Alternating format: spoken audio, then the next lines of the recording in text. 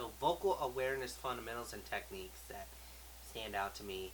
There's three of them that really stand out to me in legendary broadcasters, and one is the fifth ritual, taking your time. Taking your time is huge because you don't want to rush through a moment. And, take for instance a guy like Joe Buck. He's announced several World Series, and he's had to say World Series champion several times, but he's had to do it differently every different time every time because it's obviously it's a different team, but the moment is so much different for that team. I mean, you had the Yankees three-peat, the Diamondbacks defeating the Yankees after their three-peat. Obviously one of the most iconic moments of all time, the 2004 Red Sox. I mean, it's just okay. So Joe Buck could have very clearly just said the Red Sox are World Series champions finally, something quick like that. No, he didn't do that. He took his time and he said, he said, Red Sox fans have longed to hear it. The Red Sox are world champions. To just take his time and get through that. That moment was special, but I think the way that he navigated that moment and what he said during that moment, I think it just made that even bigger. It made that moment bigger. It's on a level of Al Michaels. Do you believe in miracles? Yes. Moments. That's what that moment is for me. As a baseball fan, it's so incredible, and I can, not a Red Sox fan by any means, but I could watch that moment over and over and over again. And part of that is because of the way Joe Buck took his time through that and delivered that statement, just like Al Michaels delivered that statement. They understood the arc of sound in that moment. That brings me to the fourth ritual, being able to consciously guide the sound from your diaphragm up through your mouth, obviously. And they're excellent at that. Joe Buck in particular and Al Michaels, both excellent at that.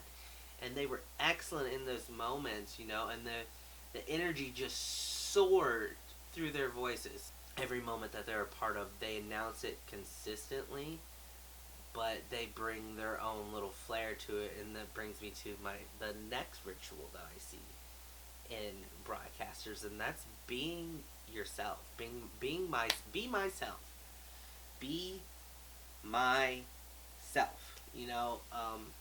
Don't try and go up there and be somebody you're not. Don't try and be Al Michaels, because you're just not gonna be Al Michaels. You gotta be you, because your voice is not gonna sound the same as theirs. You don't see Al Michaels or you don't see a Joe Buck going up there trying to be a Bob Costas, or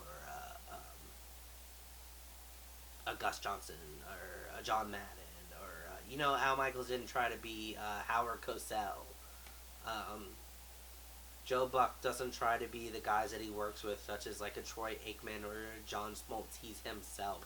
It doesn't change his style, and they're just consistent, but their consistency is what makes them so great. You do know what you're gonna get, but you don't know how you're going to get it.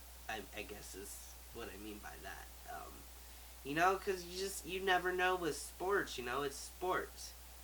Anything can happen, and so when you see an announcer take those moments, like obviously Al Michaels, do you believe in miracles, or Joe Buck's countless amount of World Series, the 2004 Red Sox World Series, the 2016, as much as it pains me being an Indians fan, Cubs and Indians World Series, the way he announced the Rajai Davis home run and then subsequently announced the frickin' Cubs winning the World Series in extra innings because of a frickin' rain delay. But I mean, he still, though, it was the same energy. It goes back to that arc of the arc. It goes back to Ritual 4 and Ritual 7, where he's being himself, but he's also understanding um, the arc of sound. So his energy is carrying. I think those three rituals in itself, um, Ritual 4, Ritual 5, and Ritual 7, those those are the rituals that equate to champion broadcasters. It's why it's why you see Joe Buck doing so many things. The guy announces baseball and he announces football. He's Fox's go-to guy for World Series, and if Fox has the Super Bowl, he's their go-to guy. The same thing for NBC. Al Michaels is their go-to guy for Sunday Night Football. But he's also still their go-to guy for Super Bowls and whatnot. It's they're the guys that their networks can count on, and they're champions of this business.